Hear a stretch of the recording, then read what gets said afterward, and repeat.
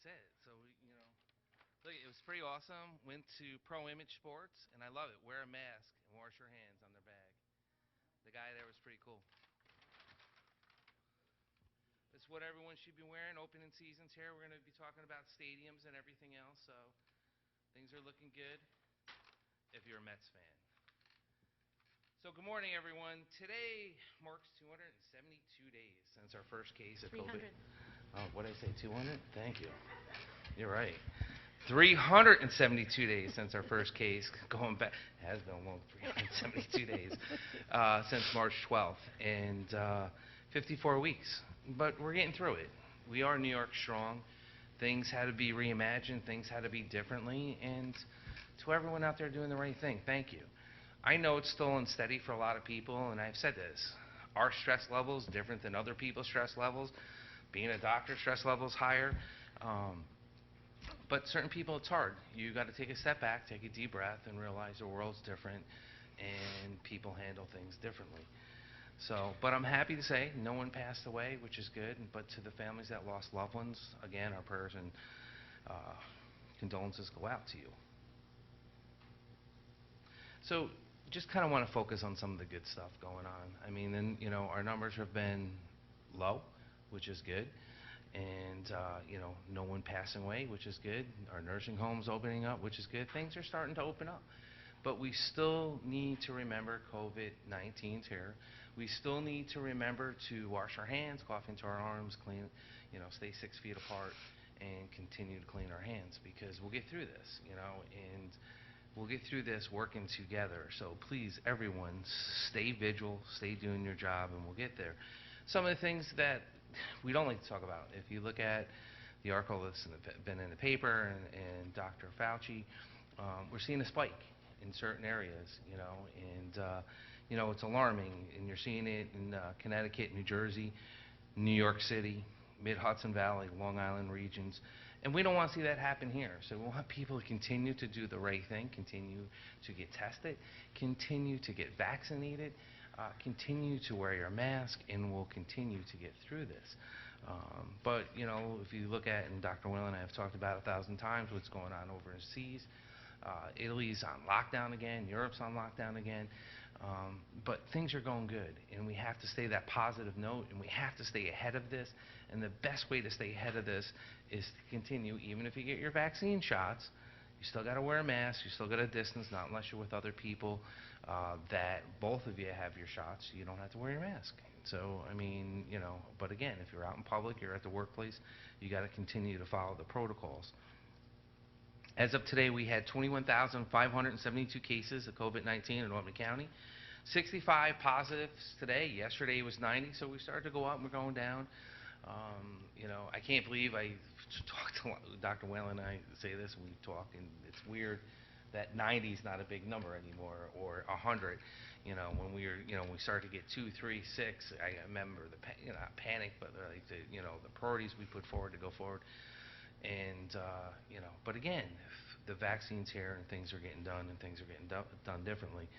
So the 5-day average daily positive is 61. Yesterday it was 57, so we went up a little bit there. There are currently 1,353 people under mandatory quarantine. Yesterday it was 1,393. Out of the new cases, 14 had close contact, 2 were healthcare workers, 2 traveled out, and 47 don't have a clear source of infection at this time. 21,118 people have tested positive of the virus and had recovered. That's good. We've always talked about this. I know my buddy Dave on Facebook likes to point out that we don't talk about the positive side of it. There's 21,000 people.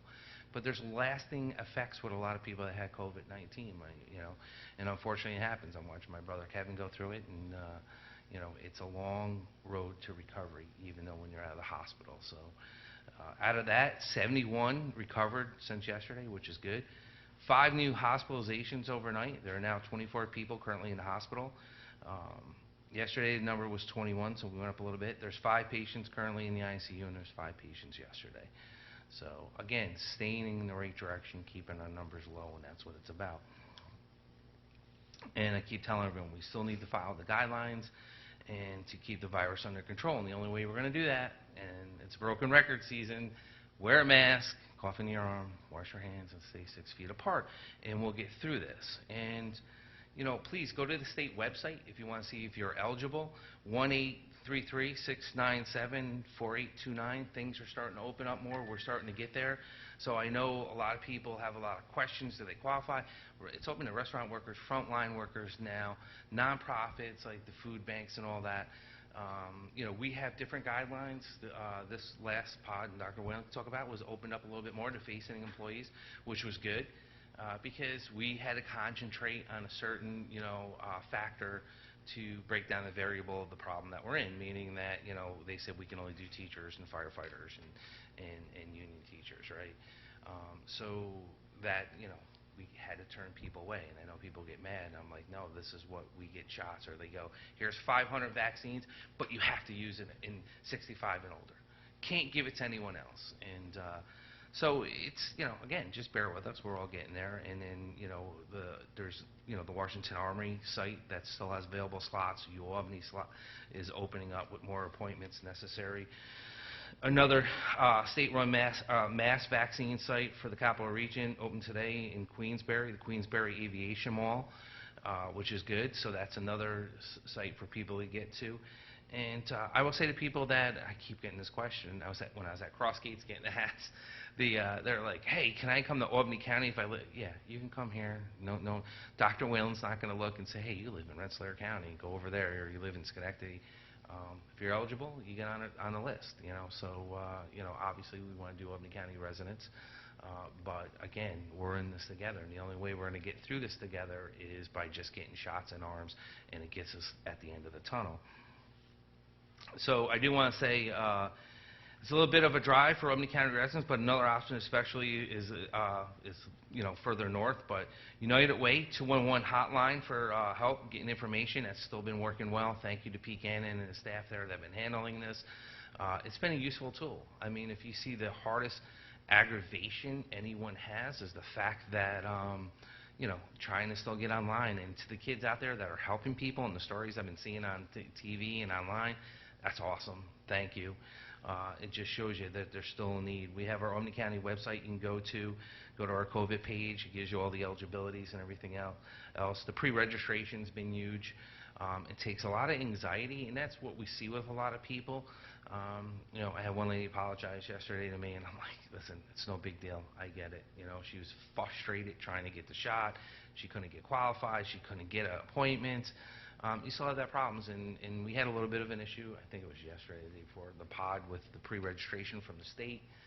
It wasn't just us. I talked to Marcus from Dutchess County, and they had the same issue with people that were duplicate or something happened with the state system. So we got through it. Dr. Whalen and her team do what they do best. They got everyone on there with my office, and thank you to my office too. And we got the slots taken care of, but it happened for some reason, but it was a glitch in the state system. To date, we've had over 35,000 people pre-register, 24,000 Albany County residents, which is great, and we're knocking that list down. So please pre-register, because we're at the point where we're not going to have anyone left on the list. If you're eligible, so please, I know there's still people left on the list. If you're not eligible, you will not be contacted. When you fall in that category, you get in there. But here's some really great news. 30.4% of Albany County population has received the first dose. 30%. We need to get to 70. It's like I'm watching the stock market, which don't understand, so I'm not going to tell you I do.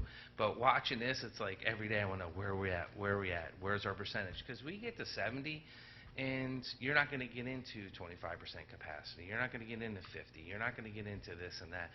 We can start to get out there normally. We still need to get the shots, and you still need to do what's right, but we can get there. So Albany County's population has received at least one dose of the vaccine, and an estimate 15.4% have received both the first and second dose, which is all good news. Overall, we have administered or reallocated a total of 24,325 vaccines. We either administered or we did 17,455 ourselves. The rest we did in partnerships with the center, nurses, Mohawk Ambulance, the Sheriff's Department, You know, these are things that we work together in a partnership to get it out there the most effective and safe and quickest way of taking care of people. Like I said, Albany County alone has done 17,455. This includes 889 first shots at our Times Union Center yesterday, just shy of the 1,200 during our clinic on Wednesday. We also sent 500 doses to UAlbany and Russell Sage for staff to be administered yesterday in a partnership with UAlbany and Russell Sage. And on Saturday, we hosted a pod with Mohawk Ambulance at St. Sophia's Church. It was at the apartments, not the church, so it was a little confusing. 102 doses. Like I said, them smaller pods for some reason do better than the bigger pods. People just like to be in a smaller group, and that worked out well. So that pod was good. A couple hiccups happens. You know, it was a smaller pod, and we got a little bottleneck. But other than that, it was a good pod, and I thank my volunteer. Anna and Pat that volunteered there that day with Mohawk to keep it going, so thank you for everything that you do. Remember, public-facing government and nonprofit employees are now eligible to get the vaccine at state sites as well as ours at the Times Union Clinic. Please, so I'm just giving you a small list of what it means. It's social services, caseworkers, sanitation workers, and others. We've also gotten some questions on this, and so I want to remind everyone, restaurant workers are eligible at our Times Union Center Clinic, and generally along with anyone over the age of 60. So the restaurant workers are eligible. Please come out and get your vaccine. You've been on the front line like everyone else, and and like I said about teachers, you can also get your vaccine at pharmacists, so if they have the supply, just check. And I want to make a quick note that some of the Schedule 2 doses clinics originally scheduled at the Times Union Center. We have a little conflict with the NCAA tournament, which is a good conflict to have.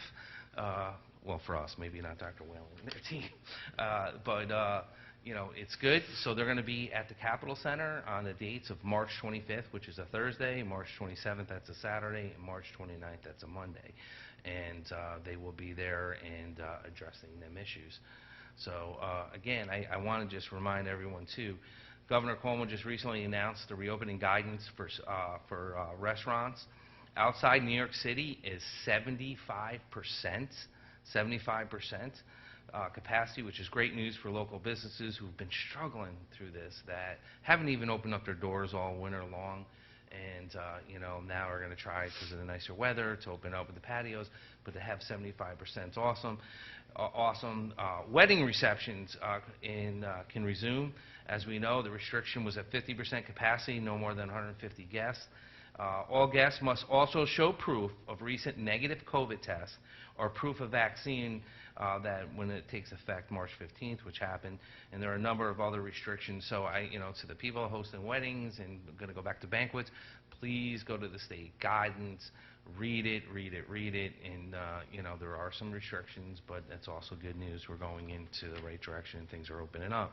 Yesterday, the governor announced large and small regional sports venues can reopen April 1st based on their arena size and stuff like that, 10%.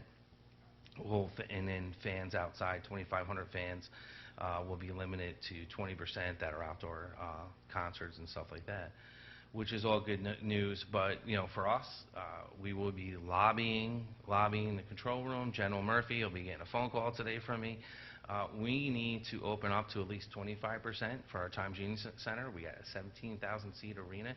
We can socially do this. We did it. We showed them we can do it. It's the only way arena football will be able to open up, because they need the capacity to just break even, So that's important, and it puts people back to work. Stage Handlers Union, the workers down to TU, Aramar, all of them end up coming back to work, which is all good, and start to get some type of normalcy. Arenas like ours and the Palace Theater and all the theaters, Proctor's, have been hit hard with no real relief for our Times Union Center. So this is a good thing if we can get it open and commitment to at least 20% capacity by April 1st. So that's what I'll be lobbying for, because our numbers are staying under 2%. We're doing real good here. Help me start to like open us up. And concerts are being booked. In order for a concert to be booked, we have to commit. And they're not going to book if it's below 25% because they just can't. It's not worth the logistics of traveling around the state or around this country and coming here and setting up for 10% capacity. So we're looking for 25 to make this happen by April 1st. So again, I do want to say to everyone, please continue to do the right thing. One of the things, starting Monday, the limit for residents gathering will be lifted from 10 people to people for indoors to 25 people outdoors, and the limit of social gathering will be lifted from 50 people to 100 people indoors and 200 people outdoors. So, which is also good news. Things are moving in the right direction. I do want to thank the president of Albany and them, and to really working with us with the college kids coming back. We don't want to have any episodes. We don't want them out there having parties. Please continue to do the right thing. Everybody, and not just Albany, all the colleges, you know, Siena College and Maria and Sage and you know, all the great unions or colleges we have here in the Capital Region. We'll continue to get through this. Dr. Whalen. Good morning. So certainly in terms of the vaccination, there is a lot of good news that we have been able to get out with our partners over almost 25,000 vaccines, and we remain committed to that mission to get Albany County vaccinated. This is the best strategy forward to get us back to some semblance of normalcy, which all of us have been really looking forward to for the past year. There are many of you that are trying to get vaccines, and we look forward to the expansion of the criteria for vaccination in keeping with the presidential remarks of having every adult over the age of 18 available to be vaccinated by May 1st. And in the meantime, we are working within the guidelines that we have been given by the State Health Department. And, you know, there was an opening this week for forward-facing government employees and for non-for-profits, which brought us additional people in to be vaccinated. This is all good news. I want to really encourage people that when your time comes to be vaccinated, please sign up and be vaccinated. It is the best way to move forward. You are not only helping yourself, you are helping those that you are surrounded by, your loved ones, the people that you work with, the people that you interact with on a daily basis, and you're making those interactions more possible. So everyone has to realize that, you know, getting vaccinated enables you to, you know, be more of what you want to be and what you were before the pandemic. We all have to understand this, and as I said, I think there was many people that are currently trying to get vaccines. There are some people that are committed never to get vaccines, but there are a lot of you that are in between, and those are the people that I would like to speak to about the importance of having confidence in this vaccine.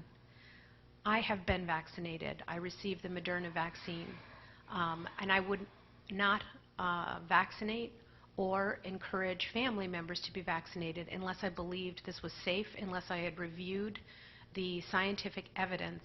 And I will say without reservation that I do recommend vaccination. I think this getting the public-facing government employees is helpful because you see people like the county executive, Mayor Sheehan, Governor Cuomo are all now being vaccinated. And hopefully this will help the public perception that this is a safe vaccine. People think the vaccine can give you COVID. It cannot give you COVID. It is not, you're not being injected with any kind of a disease. It helps you make antibodies so that if you become exposed to the disease, you do not become sick, you do not have to be hospitalized, and you do not have to die. This is incredibly important for all of us. It is also not a vaccine that can interfere with your DNA. I really want to make sure people know that. If you want information on the vaccine, it's really important to know where to get that information. And trusted sources include our health department website, the New York State Department of Health's website, and the CDC. Facebook is not a trusted source of vaccine information. There's two important tenets that I want to stress. When we talk about evidence, when I talk about giving information to the public that is evidence-based, it's important to know that evidence does not equal anecdote. What does that mean? That means that evidence takes the experience of a large, statistically significant group of people and tells you what risk is. Anecdote, in contrast, is a story from someone who gave you their personal experience. There's a big difference. So when we give you statistical evidence, when we give you evidence-based information, it really is based on a very large proportion of individuals. And so there's reassurance in that evidence in the safety of this vaccine, of these vaccines, the three that we currently have available to us. The second thing is that correlation does not equal causality. So just because something happened that may have been temporarily related to something, it doesn't mean it was a cause of something. And this is another important thing that people have to understand and weigh in when they're really hearing people telling stories. Look to the evidence. Look to the large group scientific studies that give us reassurance on the efficacy of this vaccine. It is reassuring that our numbers of cases are decreasing, but they're not low enough for us to take a pass yet. They're not low enough for people to say, well, the numbers are going down, maybe I don't need to be vaccinated. And why do I say that? Because, as the county executive indicated, we're seeing in other countries a third wave. The term third wave is not something that we want to think about, but it is definitely a possibility. And as we see these highly communicable strains emerging, and we see spread in different parts of the country, and in other countries, this is a major concern for us. And there are really only two ways that we can avoid a third wave. The first is to continue the mitigation behaviors, the public health behaviors that we have discussed from day one, which is to mask up, to keep your distance, to avoid large gatherings, and to wash your hands. And the second is to be vaccinated. And again, vaccine at this point is with Pfizer or Moderna. Pfizer has 2 doses 3 weeks apart.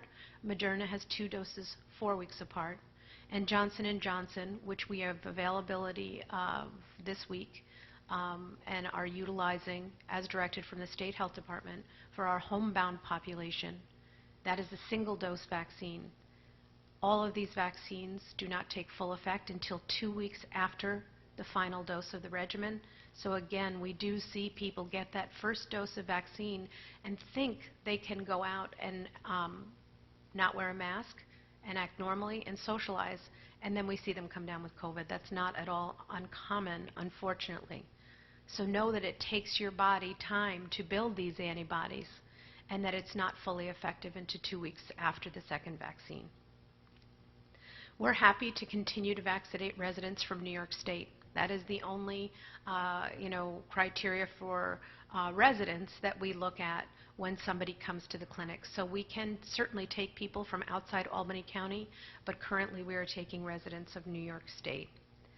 And finally, I just wanted to mention, I know there's been a lot of questions on the schools and reopening of the schools, and in particular the 3-foot guidance. And I understand that the CDC is going to be issuing guidance today that shortens the distance from 6 feet to 3 feet. At this point, we are awaiting review and further guidance from the New York State Department of Health. But we know that we are all committed to doing what we can to get kids back into a school environment. I've talked many times, as has the county executive, about the other tolls that the pandemic has taken. We know mental health, we know education, and we know family lives have been certainly disrupted by the shutdowns. And we do want to take those steps to try to get back to normal. But it is essential at this point that the dual strategies of community mitigation and vaccination are part of that larger picture. and we look forward to working with all of you going forward on that.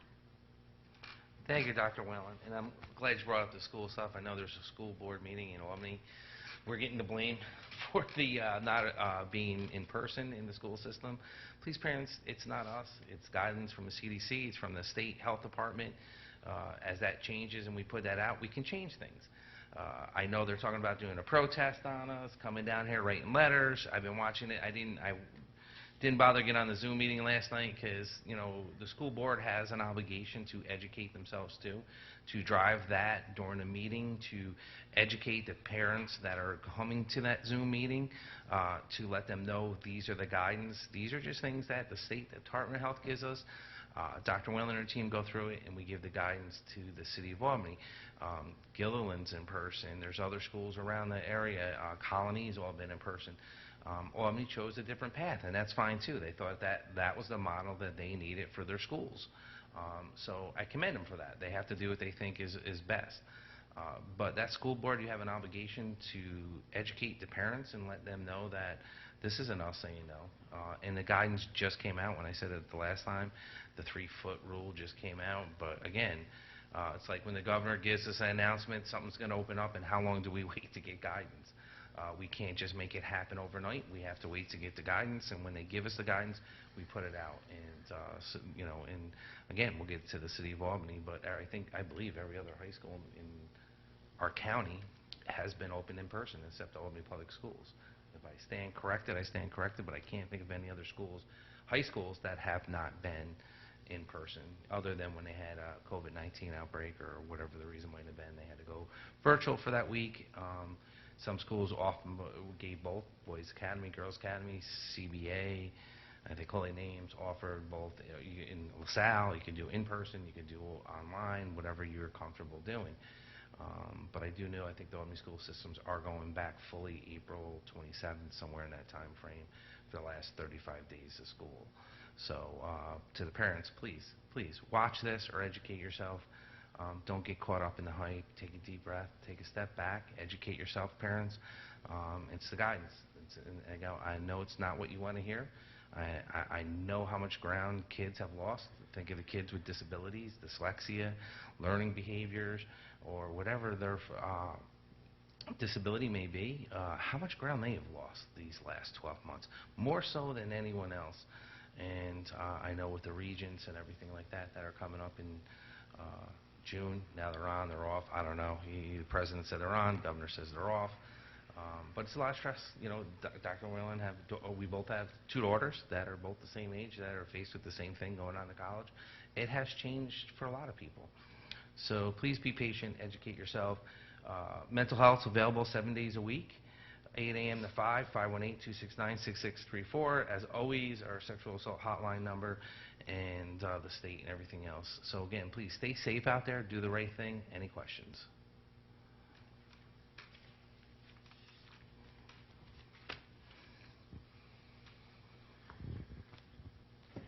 We're hearing from some other county executives around the region that now they have a lot of vaccines and they're having trouble filling the pod appointments or finding people who the county can vaccinate. Is that something that Albany County is experiencing? We've had the issue with the restrictions that we are told what we can vaccinate that population when you have everyone else going, like we said, it's kind of like the Hunger Games when you got the pharmacist and you have this one all doing for the same age bracket and going through it. It was a lot of duplication of work. I want to thank Dr. Whalen and her team, their EPI, and our office that worked together in a partnership. Mayor Sheen got involved, where we got everyone together in the room to make that not happen. But I can't control the website. When there's issues with the state's websites, it seems like they need to get their act together on that more than anything else. But Dr. Whalen, please. So I would say that we haven't had problems yet with filling up, and I would attribute that to the fact that there have been changes that continue to evolve to allow us to open up to more individuals, and in particular, we had advocated for, the county executive had advocated for local health departments to be able to vaccinate all eligible populations, not to be pigeonholed into certain eligible populations, and we've been able to do that, so that has increase the amount of appointments. But, going forward, I think it's going to be important to continue to expand that eligibility criteria to ensure that we are filling up spots. And because you're partnering with the other counties, Rensselaer County, Schenectady County, are you able to then maybe share people with them? If they have openings, you can send some of your pre-registration list people to them. Does it bounce back and forth? Yeah, we have offered on our pre-registration tool that we put together, which, like I said in the beginning, we had some hiccups, but we got it straightened out, to offer it to them, too, as we start to get and open up to help out everyone. And when it comes to volunteers, it's actually, I want to say, because I met a volunteer at Dr. Whalen's pod the other day. She was from Greene County, and her and her daughter were there. And I'm like, hey, it's great you're in Albany County. Why aren't you in Greene? And she said, I have to tell you, this compliment, she goes, to volunteer for your pod was so much more easier. And I'll get on Marcus in Dutchess County. I meant to get on him last night when I was talking to him. Said the form she had to fill out to volunteer was just crazy. But she said it's been very nice volunteering in Albany County. So we're seeing that, and we are sharing resources like that to the best of our ability because, again, we're in this together. And I know in the beginning, demand was so much greater than supply. Now it feels like maybe we're evening out a little bit more, not necessarily that the supply is greater than the demand, but do you feel that too, where you're starting to get a lot more doses? I feel like I wouldn't say that our supply is greater than the demand at this point, but I do feel like there's a little bit less pressure, there is a little bit more availability, and that people that want to get vaccinated are able to find slots now. So that is a good step, and we want to make sure that we continue with that step because we don't waste a single dose of vaccine. We make sure it all goes into arms, and we need to continue to do that. Any other questions? Don't forget your Mets hat next time. Same Mets hat, right? Mets. All right. Thank you, everyone. Stay safe out there. Thank you.